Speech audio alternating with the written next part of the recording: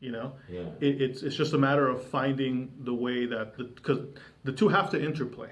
That's actually why we have both a right hemisphere and a left hemisphere in our brain, is because the left hemisphere of our brain is what keeps us structured all the time.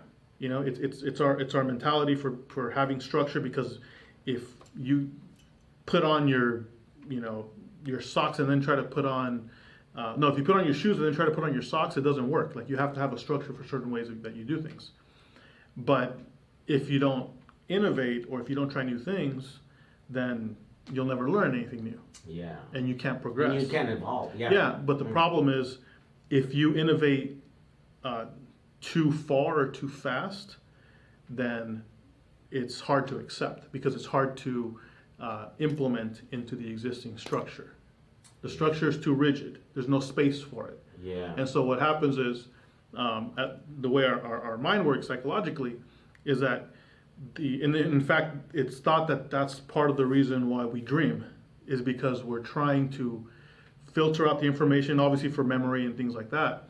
But it's actually helping us to filter the new into the rigid. It's slowly trickling it in.